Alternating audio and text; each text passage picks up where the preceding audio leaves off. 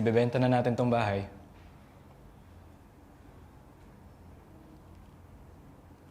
Ha? Ibebenta na natin. Ibebenta ko na yung bahay.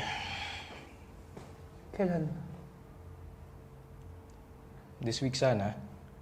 Alam ko, biglaan, Aaron. Pero this week sana. Wala pa naman dumating na magsa-site visit Tingnan mo ito ibebenta. Tanda mo yung sa university? University. Matagal na nilang gustong bilhin tong lupa natin eh. Nag-offer sila. Swerte nga tayo, maganda yung offer nila. Kuya, dito ako nakatira.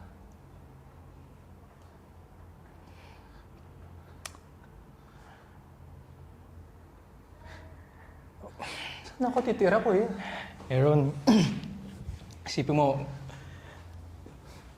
ngayong wala na kasi si Daddy, wala nang sense eh. Wala nang sense. I-keep pa natin tong bahay. Ito mo, sira na yung pinto. Kung ipapaayos natin, mas magastos pa. Ibenta na lang natin. Nakausap ko na si Mitch, agree din siya na ito yung right move. Maswerte nga tayo na maganda pa yung offer ng university eh. Kaya... Wow.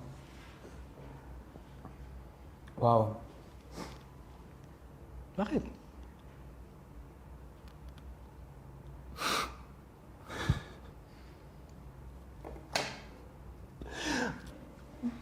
Bakit mo ginagawa to?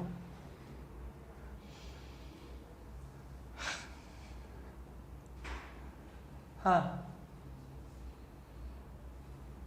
Bakit mo ginagawa to, kuya? Gusto ko lang makatulong. Gusto mo lang makatulong? Oo. Ngayon?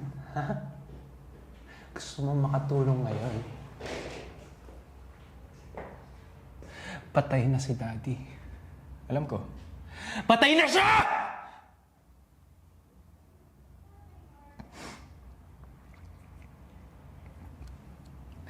Patay na siya. Kung kailan wala na siya, biglang gusto mong tumulong? Aaron, sumama ka na lang sa akin sa New York. In-offer ko na yun sa'yo dati. Tinanggihan mo. Deserve mo ng pagbabago sa buhay. Para hindi ka naman nakakulong lang dito sa lumang bahay na to. Kuya, bahay ko to. Bahay ko rin to. Haba, hindi mo to bahay! Nasaan ka 5 years ago? Ha? Nagtatrabaho ako. Nung nagka-stroke si Papa? Nagtatrabaho ako 14 hours a day. Ako ang nagbabayad ng mortgage ng bahay na to. Ako nagbabayad ng lahat ng bills ninyo. Ha? Lahat ng gastusin ninyo. Lahat to! Kasabay yun lahat ng pagbabayad ng renta ko sa Brooklyn. Habang ikaw nandun, ako nandito. Kasama si Daddy, mag-isa. Mag-isa lang ako, inaalagaan siya. Kinailangan kita, mag-isa lang ako dito.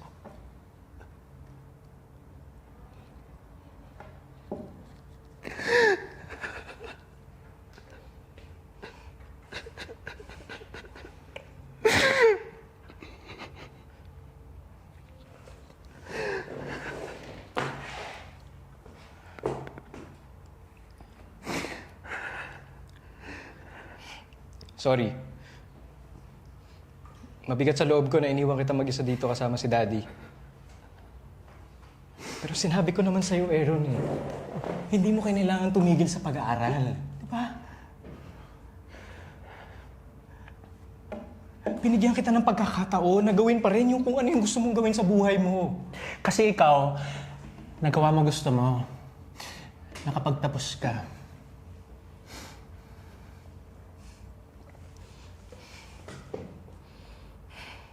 Kung hindi mo sana inangkin yung pag-aalaga kay Dati, sinabihan na kita na pwede mo naman siya ipagbayan sa mga professionals eh. Eh kuya, hindi ko siya kaya iwan sa isang mental institution. Bakit hindi? Mas magiging maayos yung kalagayan niya kung pinabayaan mo siya sa mga profesional. Seryoso kasi na sinasabi mo?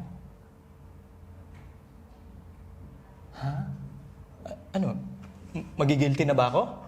Magigilty na ba ako na gusto kong na may paki ako sa'yo at wala na akong paki sa tatay ko na yun? Kuya, try mo. No? Try mo lang.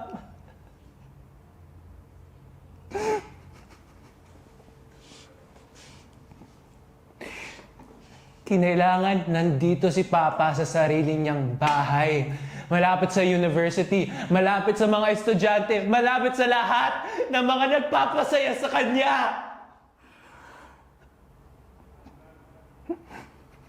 Siguro. Pero siguro mas nakabuti rin siguro kung pinaubaya mo lang siya sa mga professionals.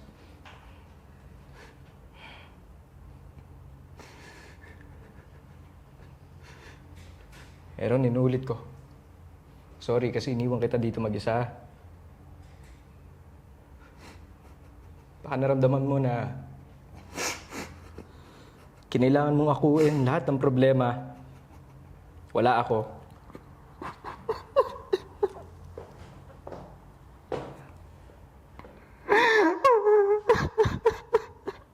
Sorry.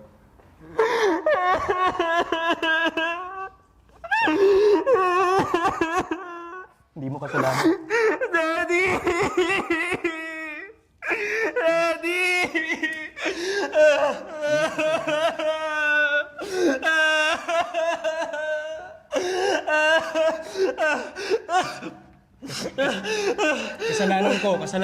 Kasalanan ko kasi hinayaan kita, pinabayaan kita, sorry.